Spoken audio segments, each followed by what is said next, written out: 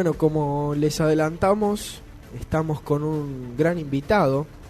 Desde España. Exactamente, David Perseriza, un escritor sobre los Anunnaki y también astrólogo. Exactamente. David escribió, uno de sus libros que escribió es, por ejemplo, Los Anunnaki, creadores de la humanidad. Y seguramente habrán visto por internet, en YouTube, la saga Anunnaki que él también hizo. Exactamente. Muy buena recopilación, con sonido.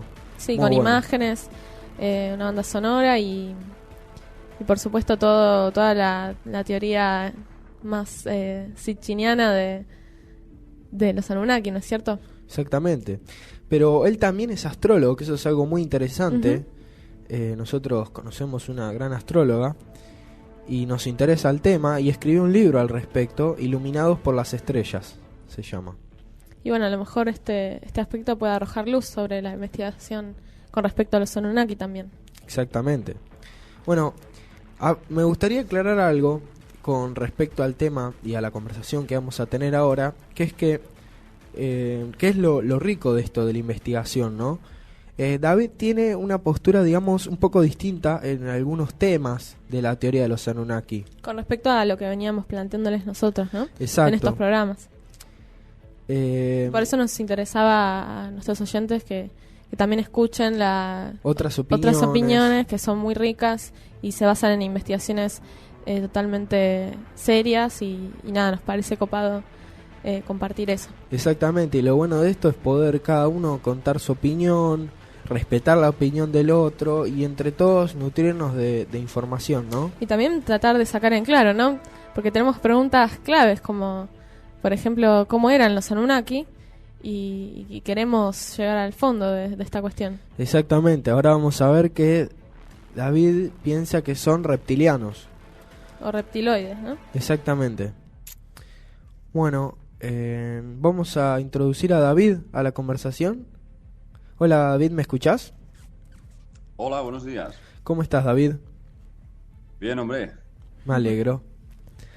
Bueno, me gustaría que empecemos hablando de este tema en particular, de el aspecto físico de los Anunnaki, algo que se ha hablado mucho, ¿no? Siempre es algo que toda la humanidad quiso saber, si existen los extraterrestres, qué forma tenían. Son? Claro, son parecidos a nosotros. Sí, es una de las grandes preguntas. Es una de las grandes preguntas. Todo el mundo se pregunta eso.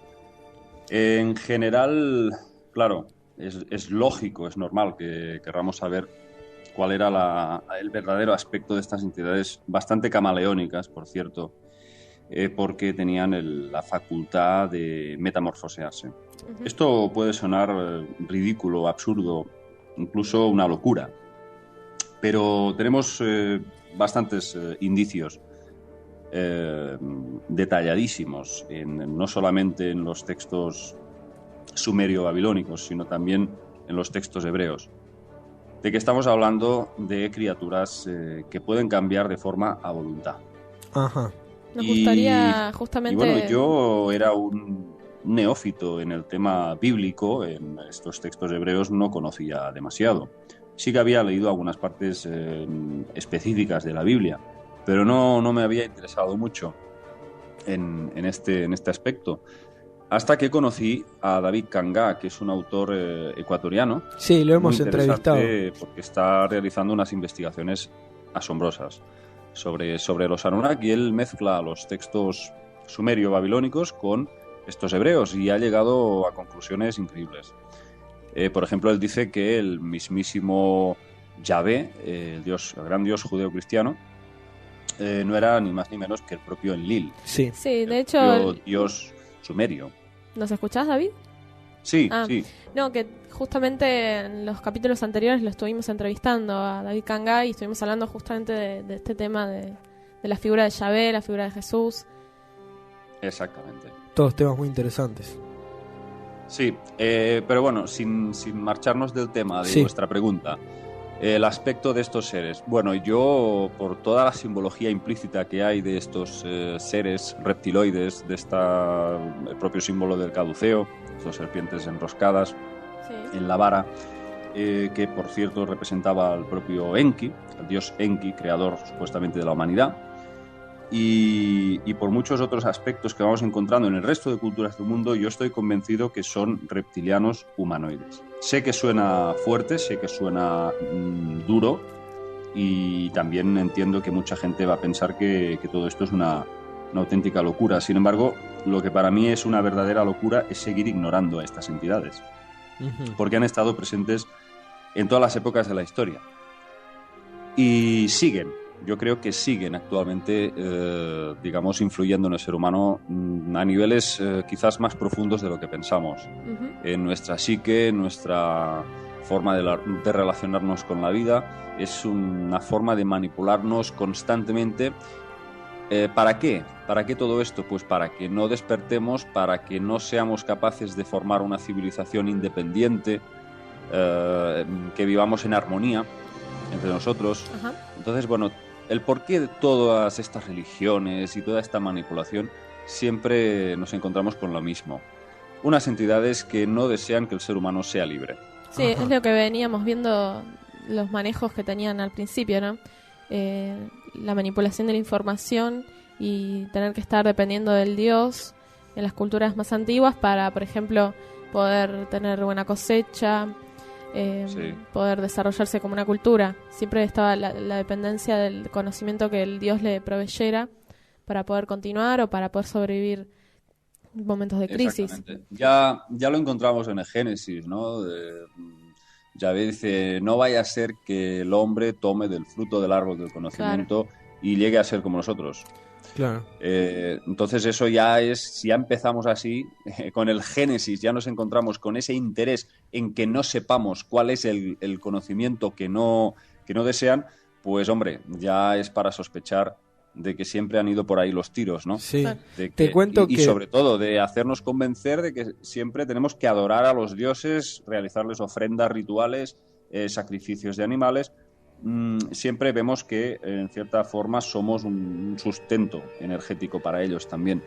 Sí. El cerebro humano emite una serie de ondas que ellos aprovechan a nivel energético, y suele ser cuando sufrimos estados alterados de conciencia, generalmente a través de traumas, a través de dolor, a través de sufrimiento. La historia humana está escrita en sangre, y esto ya de por sí es una prueba de que hay unos seres interesados en que siempre estemos pasándolo mal. Ven, acá David nos está planteando otra mirada a la que nosotros le planteamos, o quizás que es más sitchiniana. Digamos, Sitchin a los Anunnaki no los ve en el sentido de los humaniza, digamos, en el sentido de que no cree que sí sean tan malos, ¿no? Ni que tan no, diferentes a nosotros. Ni que puedan absorber nuestra energía, ni que estén interesados en nuestro mal. Él, digamos, que los ve más como que son como humanos que se pelean entre sí. Y hace diferencias, ¿no? Entre, como que algunos sí tienen intereses súper negativos con la humanidad, y hay otros que tal vez tienen intereses benéficos hacia la humanidad. A ver, sí es cierto que se peleaban entre sí, porque de eso hay crónicas en todas partes.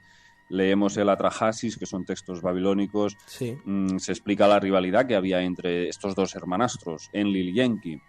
Enlil sería el comandante supremo, que digamos tendría el mandato supremo, sí, sobre la Tierra, y Enki sería pues un dios importante, pero dentro de la ciencia, porque era un científico, genetista, y también, digamos, hizo del hombre el depositario de todo conocimiento ancestral y espiritual. Bueno, nosotros... Entonces, ahí constantemente encontramos cómo se crean dos clanes, el clan de los enkiitas y de los enlilitas, ¿no? Sí, que están todo el tiempo peleándose. Y una diosa también muy importante, que jugó un papel muy importante, que fue Ishtar, o Inanna. Ishtar se llamaba en la versión acadia, Inanna en la versión sumeria. Sí. Entonces era esta diosa una diosa perversa, malvada, que también pues lo único que quería, igual que Enlil, era pues dominar a los humanos y aprovecharse todo lo que podía de ellos, ¿no? Y fue una rival de los hijos de Enki, sobre todo de Marduk. Entonces, bueno, sí, hay una rivalidad constante, y sobre todo eso Eso para mí es bueno, que haya rivalidad es bueno porque significa que no todos son tan malos como en Lil Yahvé, por ejemplo. Claro. Entonces, y además, cuando leemos que, por ejemplo, en los textos hebreos, Enoc, el libro de Enoc, concretamente, Sí. pues cuando es llevado al cielo por un carro de fuego, él entra en un... Dice, entré en el cielo de los cielos. Es como una forma figurada de decir que entró en una especie de nave que estaba dentro de otra nave. Tal cual. Una especie de nave nodriza que contenía otras más pequeñas, ¿no? Entró dentro y ahí es llevado ante la presencia de Dios, ante la presencia de Yahvé, ¿no? Y habla con él directamente. Y ahí vemos que, dice, pasé por una serie de estancias en donde había ángeles que estaban sufriendo castigos, eran torturados. Y él preguntó, ¿qué estáis haciendo con ellos? Dice, bueno, son ángeles que se han rebelado contra el Señor. Dice, están sufriendo un castigo. Dice, y bueno, ¿y qué han hecho? Dice, pues han intentado revelar la verdad al hombre, han intentado darles conocimiento prohibido. Con eso ya nos damos cuenta de que realmente ahí no todos son malos. Hay una serie de entidades, llamémosle los ángeles del Señor, según la Biblia, que estarían intentando pues liberar al ser humano. Bueno, menos mal, ¿no? Si no es que como... haya alguien que nos Imposible. intenta. Bueno, nosotros siempre les planteamos la postura contraria justamente con respecto a si son reptiloides o no.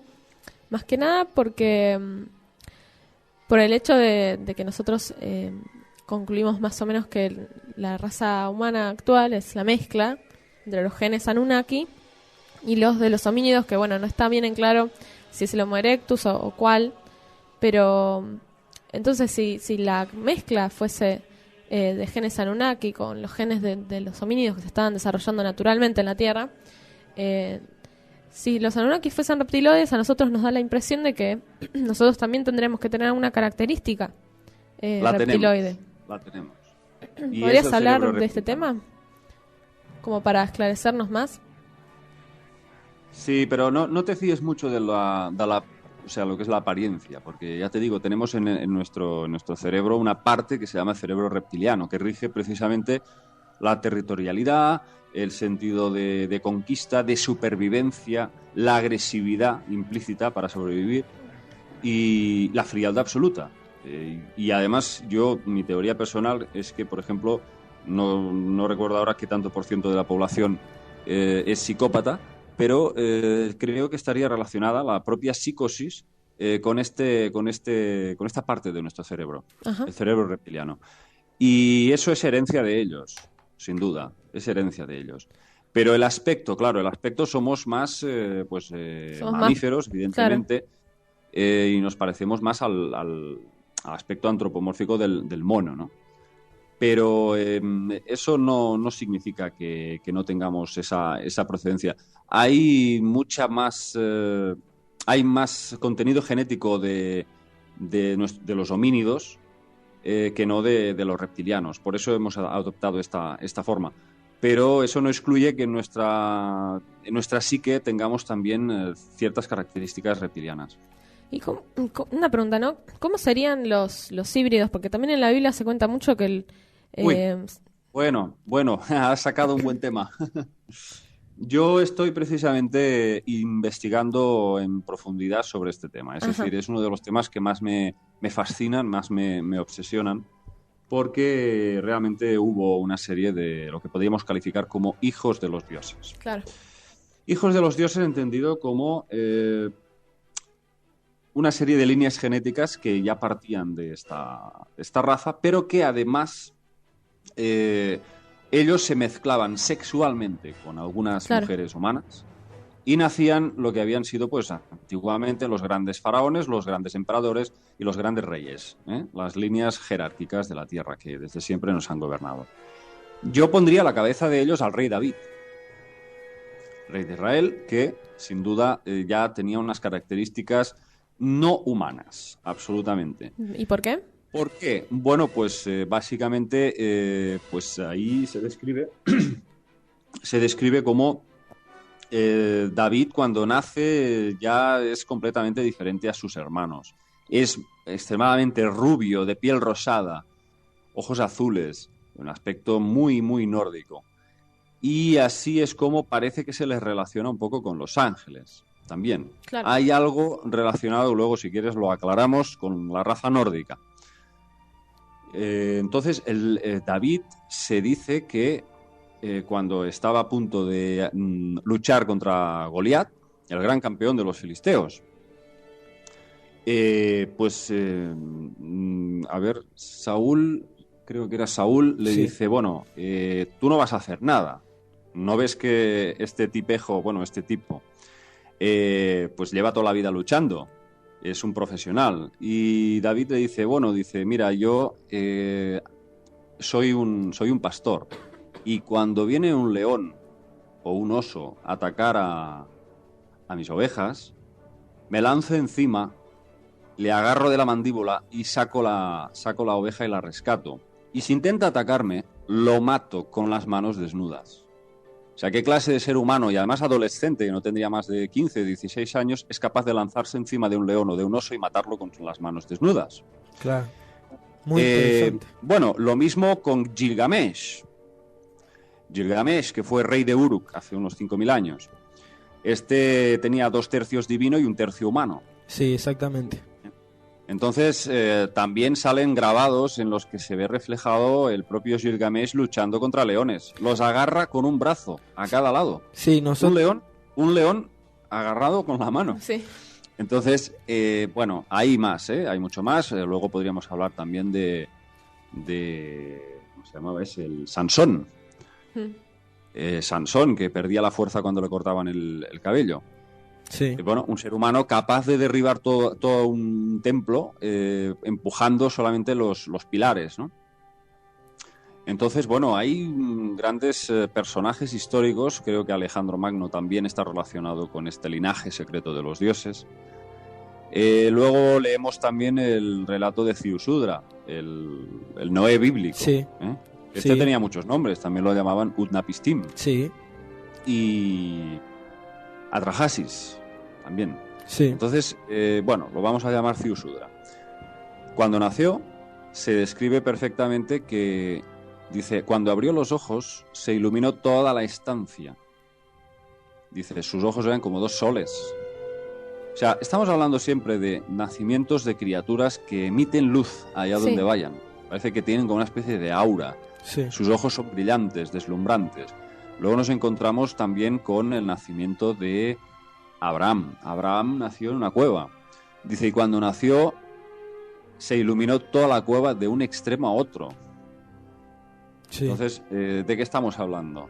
Estamos hablando de entidades sobrenaturales que emiten un brillo, digamos, a nivel espiritual. No, evidentemente no, porque los seres de luz, los seres amorosos del universo, sí consiguen estos generar luz a través de su cuerpo. Pero estamos hablando de criaturas regresivas. Claro. Estamos hablando de seres que no son precisamente amor y paz y armonía, sino todo lo contrario. Entonces, ¿cómo explicamos estas auras resplandecientes que también eran transmitidas a los genes de sus hijos, de sus descendientes? Bueno, pues es muy sencillo, es a través del oro. Los Anunnaki tomaban oro monoatómico, un oro destilado en la proporción que ellos conocían. Nosotros evidentemente la desconocemos, y a través de este oro eran capaces de emitir luz. ¿Por qué? Porque por los altos niveles de cobre en sangre se producía este particular efecto luminiscente. Ajá. Se dice que tomaban este oro para alargar su longevidad, ¿puede ser? Exactamente, pero de eso podemos hablar más largo y tendido Sí. más adelante, porque estoy desarrollando una tesis Muy interesante. sobre este particular. Está buenísimo. Bueno, Te quería, muy interesante todo lo que acabas de decir. Es más, muchos de esos temas los hemos abordado, como el de Gilgamesh, como el de Ziusudra, el Noé bíblico. Y todos esos temas, la verdad que son fascinantes, porque muchos de ellos hablan del nacimiento y de cómo estas características especiales que se daban cuenta apenas nacía que no era humano y le decían, vos estuviste con algún dios. Y eso la verdad que es muy muy interesante. Pero ahora, cambiando un poco de tema, vos que sos astrólogo y a nosotros nos interesa mucho, te queríamos preguntar por el tema de simplemente el tema de la astrología y sus orígenes. Nosotros sabemos que los sumerios escribieron mucho sobre astrología y está detallado en sus tablillas. Nosotros creemos que es imposible que a ojo desnudo se haya tenido tal conocimiento del cielo y dividir el cielo en casa de 30 grados, asignarle un efecto a cada uno, a no ser la única explicación posible a nuestro entender y el de muchos otros teóricos, es que este conocimiento le fue dado por los Anunnaki. Hombre, clarísimamente Enoch fue el primero que explica cómo fue instruido en las artes celestes. Fue uno de los primeros. Y luego, digamos que los primeros astrólogos aprendieron sus lecciones astrológicas pues en lo alto de los llamados zigurats, unas enormes torres de observación. Y ahí, en esos zigurats, vivían los dioses. Sí. Y en los textos sumerios se dice como tenían ahí su vehículo, sus pájaros para volar, ¿sí? O sea, sus naves, y vivían ahí con ellos, es decir, que compartían todos sus conocimientos. O sea que la astrología es imposible que se haya podido desarrollar a ojo desnudo mirando puntitos en el cielo. Sí, es una cosa que yo no entiendo cómo la gente se puede tragar esta locura de versión oficial. Sí, y o cómo no. Los arqueólogos se han vendido de la forma que se han vendido porque saben muchísimo más de lo que dicen. Sí, y sin embargo lo que les interesa es conservar sus carreras. Sí, o no creen les interesa conservar sus carreras. Eso es lo único que pasa aquí. Sí, pero cada vez son más los doctores, físicos, científicos de alto nivel que están abriendo, digamos, su mente a explorar estas cosas y están empezando a hablar, están empezando a revelar cada vez más datos, ¿no?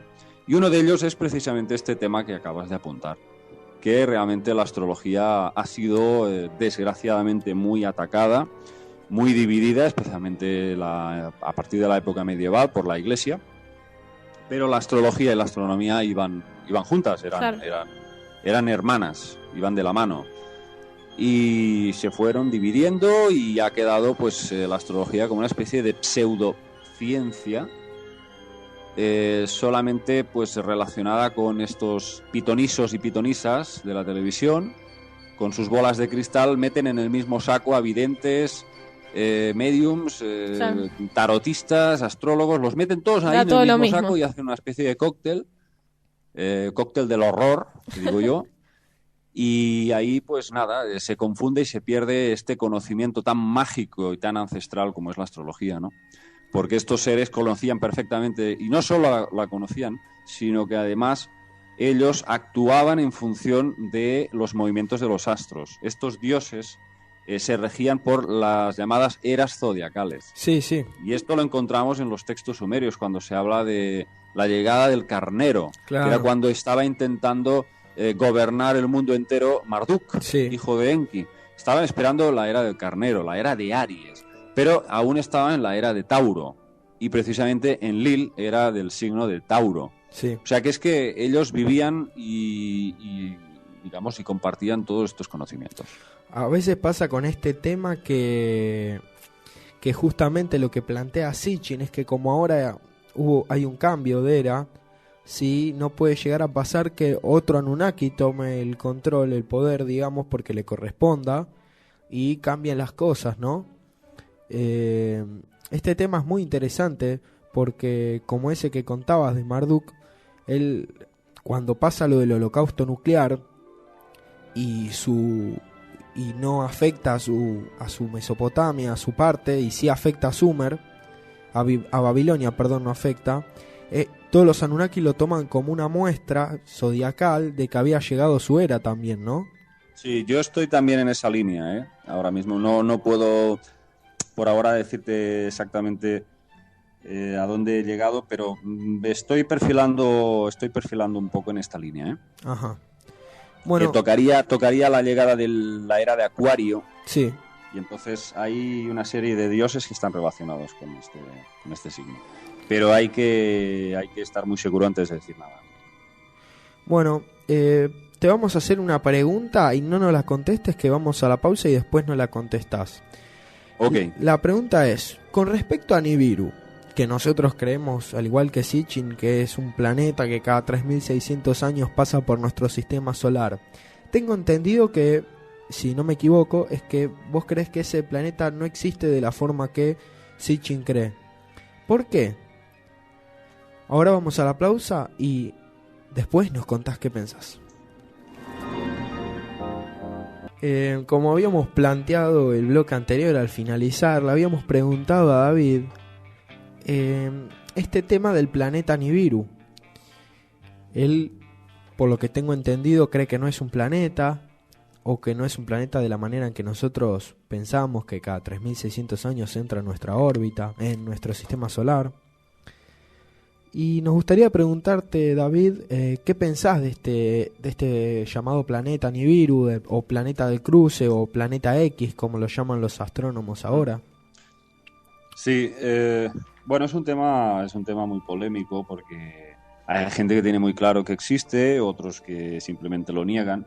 Yo no lo niego, nunca lo voy a negar porque no hay una prueba fehaciente de nada, o sea, no se puede negar. Entonces, o sea, simplemente porque no lo hayamos detectado no significa que no exista. Eso es una tontería, ¿no? Sí. Lo que sí, hay un montón de gente que, desde luego, pues tienen una formación importante en astronómica, y yo pondría a la cabeza de ellos el químico inglés Andy Lloyd. Este señor afirma que nuestro Sol es binario, o sea, tiene un compañero binario, sería una enana marrón, o también llamada estrella oscura, y que transitaría no muy lejos de nuestro sistema solar y se entrecruzaría cada X tiempo. Andy Lloyd asegura que esta estrella marrón daría vida a otros 7 cuerpos celestes más. Ajá. Aunque él especifica que solamente 3 de ellos, 3 de estos 7 cuerpos, tendrían una masa lo suficientemente significativa. Esta enana marrón no sería Nibiru propiamente, según Lloyd, sino, digamos, un planeta de los que estarían circundantes. O sea, sería el planeta hogar de los Anunnaki, estaría cerca de esta enana marrón. Y, bueno, ¿dónde está? Bueno, pues ahí está el problema, ahí está, digamos, donde la matan. Hay, pues mira, 2 astrofísicos de la Universidad de Luisiana, John Matisse y Daniel Whitmore, que aseguran que Nibiru se encuentra detrás de la nube de Oort. Ajá. O sea, es un planeta escondido, y ellos lo han bautizado como Tyche. Básicamente viene a decir que estaría compuesto de hidrógeno y helio. Y dicen, se aventuran a decir que su temperatura rondaría los 73 grados bajo cero. Bueno, claro, Sitchin decía que pasaba cada 3.600 años. Otros autores dicen que Sitchin era muy exagerado en las fechas, en la forma del cómputo del tiempo, y que no eran 3.600 años, sino 360 años. Pero si esto es así, cada 360 años tendríamos que haber visto algún tipo de anomalía gravitacional o haber visto algún tipo de cuerpo celeste acercándose, y no ha sido así. Bueno, también hay que decir que según Sitchin, Nibiru tiene 11 satélites, o sea que tendría una buena comitiva si pasara por aquí. Y esto, desde luego, crearía unas perturbaciones gravitacionales brutales, ¿no? Entonces, bueno, dicho esto, hay, como veis, muchas especulaciones, pero nada claro. No hay nada, digamos, a nivel astronómico lo suficientemente contundente para decir que de momento, pues, lo podamos asegurar al 100%. Claro. Pero es que, aunque Nibiru existiera, que yo no tengo por qué negarlo, yo no creo que propiamente los Anunnaki procedan de un planeta físico en tercera dimensión como el nuestro. Ajá. Aunque Nibiru existiera, yo estoy convencido de que los Anunnaki proceden de otro plano de la realidad, de otra dimensión. Ajá. Y me atrevería a decir de la 4ª dimensión inferior, no la 4ª dimensión ascendente en el camino que entendemos de luz, entendido como camino de la evolución. Sí. Hablamos de 4ª, 5ª, 6ª dimensión, donde estarían supuestamente ubicados estos maestros de luz de los que tanto hemos oído hablar en los últimos tiempos. Y hay una serie de personas que canalizan mensajes de estos planos superiores, sino que estaríamos hablando de la cuarta dimensión inferior, donde estos seres estarían vibrando en unas frecuencias más densas. Ajá. Entonces, pasándole un poco en blanco, digamos, David nos cuenta y piensa él que estos seres no vendrían de un planeta físico, o sino que están en otra dimensión, digamos, en una vibrando en una energía negativa, por decirlo de claro, alguna manera. pero eso no significa que no haya como punto de encaje este Nibiru. Ajá. Es decir, me explico, en la propia Tierra, si partimos de la base de que vivimos en multiuniversos, la Tierra sería el soporte físico en tercera dimensión, en este plano, pero a su vez sería también el soporte de otros planos que podrían estar coexistiendo entre nosotros. Sí, sí. Con lo cual, los Anunnaki podrían llegar hasta aquí a través de portales dimensionales. O bien que los propios, los mismos Anunnaki también puedan proceder de este Nibiru, este supuesto planeta, pero no físicamente en tercera dimensión, sino ubicado en otro tipo de plano.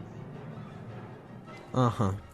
La verdad que muy interesante todo este tema. También conozco un autor que no cree en muchas cosas de las que dice Sitchin, no cree en los Anunnaki, pero escribió un libro que se llama, si no recuerdo mal, Nibiru, si no existe tendrían que inventarlo. Él hace una investigación y concluye de que todos los pueblos de la antigüedad hablaron de este planeta y de que sí o sí existió. Él no dice ni que existen los Anunnaki, no cree en ellos, ni nada, pero cree fervientemente que este planeta o este cuerpo celeste existe. Entonces vemos un montón de distintas miradas que la verdad son muy interesantes. Claro. Bueno, yo la verdad, por mi experiencia, negar la existencia de los Anunnaki es propiamente negar casi la historia. Sí, para negar mí también. Nuestra propia historia, porque hay más pruebas de los Anunnaki que no de Nibiru. Claro. Aunque muchos también dicen, otra más de las que circulan, de que Nibiru no sería más que un punto determinado en el cielo respecto a la Tierra, y que en función de cuando pasa Venus o pasa Júpiter puede ser cualquiera de estos dos planetas. Sí, la escuché esa también. Claro, hay muchas interpretaciones a este respecto, pero yo lo veo algo bastante bullicioso, bastante confuso, poco concreto, astronómicamente, de poder ubicar una cosa así. Con la de telescopios que hay en el mundo, con la de astrónomos independientes que no están asociados a la NASA, que podrían revelar grandes datos, y por ahora no aparece una cosa clara, contundente. Y te hago una pregunta, David, porque todavía es como que estoy procesando todo el tema de los Anunnaki viniendo como de otra dimensión. Porque la historia, lo que se suele contar es que ellos vinieron a la Tierra para buscar materiales, ¿no es cierto?, para buscar minerales particulares, y es como que no termino de asociar una necesidad totalmente material con un viaje entre dimensiones, como que si tienen cuerpo físico, ese cuerpo es el que por así decirlo, se transporta entre una dimensión y la otra, y ¿para qué vinieron acá si viviesen en otra dimensión? ¿Entendés cuál es mi pregunta, más o menos? Estaban, o sea, son físicos, son biológicos. Lo que pasa es que las leyes de la biología se pueden violar a través de frecuencias vibratorias de otros planos que vibran en otro tipo de frecuencia. Ahí está el enigma, y ahí está uno de los grandes misterios, que es lo importante que era para los Anunnaki el desarrollo de ciertas facultades psíquicas, como la glándula pineal. Y eso aparece, lo sabéis vosotros, que veo que sois conocedores del tema, bueno, pues la representación de la piña. Sí. Siempre vemos a los Anunnaki sujetando una piña. Exactamente. Yo creo que es una asociación con la glándula pineal que tenemos entre ceja y ceja, y que, desde luego, pues ahí se puede establecer un nexo, un puente entre esta dimensión, tercera dimensión, con la que ellos procedan. Y de alguna forma crear como una especie de energía o vibración que pueda conferirles la facultad de realizar estos prodigios que a ojos humanos son, pues eso, milagros, como es transformarse, transfigurarse. Sí, sí. Y con respecto al uso, al consumo energético que vos decías, del sufrimiento humano, de todos los problemas, ¿vos decís que ellos son conscientes de esto o no? Hombre, por supuesto que son conscientes. Ellos son seres, son como demonios. Es decir, no hay ninguna diferencia entre un demonio propiamente como conocemos con estas entidades. Son criaturas que disfrutan con el sufrimiento. Son psicópatas. Uh-huh. Lo que pasa que no todos. Es decir, hay algunos que parece ser, por estos textos antiguos que vemos, y yo tengo grandes discusiones con muchos investigadores que dicen que son, pues eso, malos malísimos. Yo digo que no, que hay algunos que desarrollaron algún tipo de conciencia hacia el ser humano. Incluso, pues, llegaron a amar a los seres humanos. Claro. Yo estoy convencido de eso. Enki dicen que en los textos cuentan como que Enki con algunos seres como con Adapa se llegó a sentir un cariño, lo quería, digamos. Bueno, es que tiene mucha lógica y todo conduce a pensar eso, porque no hay que olvidar que él nos creó. Sí. Bueno, nos creó, él nos hibridó. Sí, sí. Entonces él se sentía padre de la humanidad. Y tiene mucho sentido, incluso por la personalidad de Enki, que era todo un personaje, en el sentido de que era un libertino sexual, era una persona con una forma de pensar, pues eso, muy, muy libre, muy experimentador, le gustaba mucho hacer experimentos.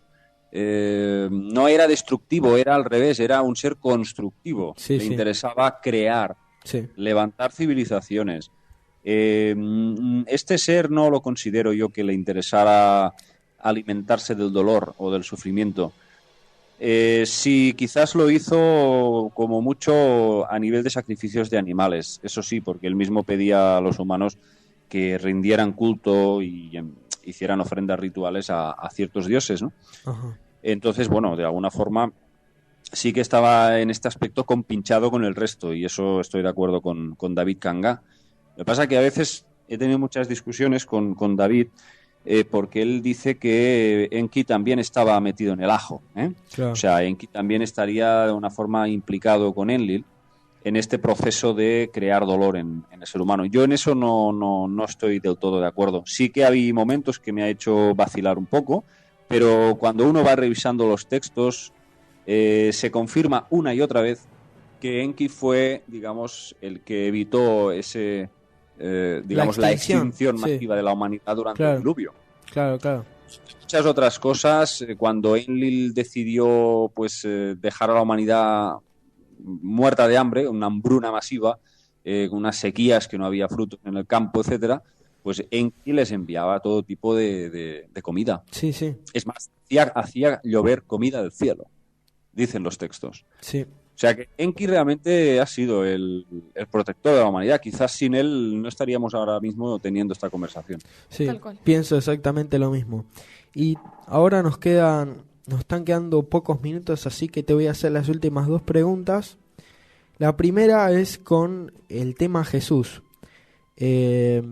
No sé si vos tenés una opinión particular, si vos crees que es un humano modificado genéticamente, o si fue un híbrido Anunnaki, o bueno, si el hecho de que haya habido tantos Jesuses, porque está toda la cultura, todo el folclore, está lleno de esta mitología crística, de entidades como propio Buda, casi siempre nacidos un 25 de diciembre, que bueno, pues son crucificados o mueren, luego resucitan, se convierten en el Mesías, ¿no? El Salvador de la humanidad, los avatares de síntesis, ¿no? Entonces, bueno, que haya tanta simbología desperdigada en todo el mundo, me hace a mí pensar que hay algo sospechoso, ¿no? David Icke, por ejemplo, el británico, dice que Jesús nunca existió, que fue un montaje creado, digamos, por estas mafias. Él llama mafias a estos patriarcas, estos profetas que de alguna forma confeccionaron esta historia en base a otros textos más antiguos que se conocían para crear este mito, este falso mito de Jesús.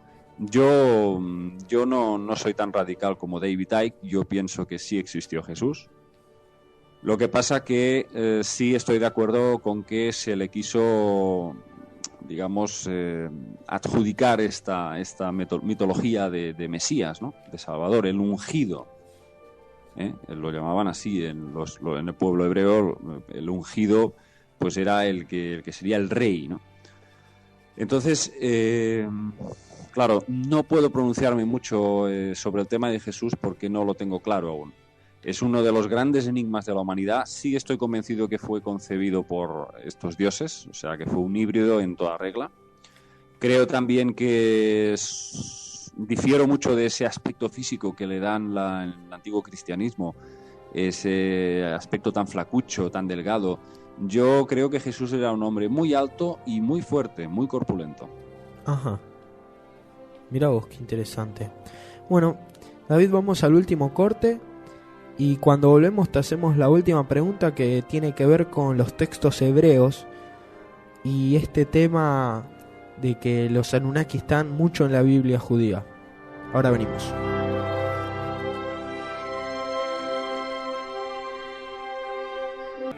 Antes de seguir con David, les quiero recomendar unas páginas muy interesantes. Primero, mparalelos.com de Douglas Josué, Mundos Paralelos. También las páginas abducciones.com y expedientesovnis.blogspot.com de Luis Coelar.